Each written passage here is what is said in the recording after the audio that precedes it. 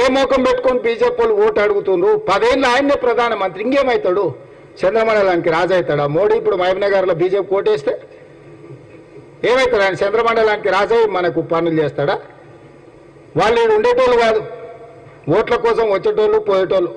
సంక్రాంతి పూటగా గంగిరెద్దులో లాగానే బీజేపీ వాళ్ళు అంటే ఉండేది మనం, చేసేది మనం. 14లో 12 ఎమ్మెల్యేలు గెలిపించారు మీరు అందరూ అనుకుంటే. 2 చిన్న చిన్న తప్పుదాలతో తప్పు జరిగింది. మిత్రుడు సంపత్ కూడా ఈయన ఉన్నాడు. ఆయనకు ఈ ఎన్నికలు కాగానే మంచి హోదా, ప్రభుత్వంలో ఆయనకు మంచి పదవి ఢిల్లీలో మాట్లాడి ఇప్పించే బాధ్యత నేను తీసుకుంటా. ఢిల్లీలో పోయి మల్లికార్జున్ ఖర్గే గారు ఎట్లాగో ఆయనకు దగ్గరనే, ఆయన పెంపుడు కొడుకే ఖర్గే గారికి. రాహుల్ గాంధీ మేడంతో మాట్లాడి సంపత్ కూడా ప్రభుత్వంలో ఒక మంచి హోదా కల్పించే ఏర్పాటు చేపిస్తా.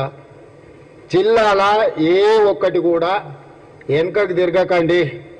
చిన్న చిన్నది ఏదైనా ఎట్లాగో సార్ మెజార్టీతోనే గెలిపిస్తారులే సార్ విషయాన్ని మీరు గిన అక్కడిక్కడ ఏమన్నా పెళ్లిలకు, పేరంటాలకు, దావతులకు, లేకపోతే రాయచూరు పోదామని ఆ పక్క గిన పోతురు అనుకోండి, అన్ని పక్కన పెట్టు. వాల్మీకి బోయల్ని ఆదుకునే బాధ్యత మాది. మీరు ఎవ్వరు అడగకుండా మళ్ళీ మిమ్మల్ని పిలిపించి ఏమేం చేయాలో ఒకసారి పొన్నం ప్రభాకర్ గారు మీతో కూర్చొని మాట్లాడతాడు. ఎన్నికలైన తర్వాత నేనే మళ్ళా ముఖ్యమంత్రి కార్యాలయానికి ఇట్లనే మిమ్మల్ని పిలిపించి మిమ్మల్ని కూర్చోబెట్టి మీతో మాట్లాడి మీ సమస్యల పరిష్కారాన్ని అక్కడనే ఆదేశాలు ఇచ్చి చీఫ్ సెక్రటరీ గారికి, అధికారులకు అందరికీ నేను ఆదేశాలు ఇచ్చి పరిష్కరించే బాధ్యత నాది. బోయలు నమ్మితే ప్రాణమైన ఇస్తారు, నాకు తెలుసు.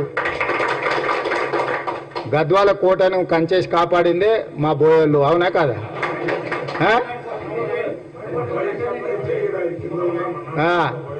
కాబట్టి మాట ఇస్తే మాట ఇచ్చిన మాటకు నిలబడతారు, పానం పోయినా మాటకు నిలబడతారు.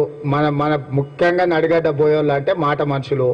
మరి మీరందరూ నాకు మాట ఇస్తురా లేదా 2 సీట్లు గెలిపిస్తామని? ఇస్తారు కదా. ఇంకా మరి మీ మాట మీద నమ్మకంతో వాళ్ళిద్దరిని మీకు అప్పచెప్తున్న, మల్లురవి గారిని అదేవిధంగా వంశీచంద్ర రెడ్డి గారిని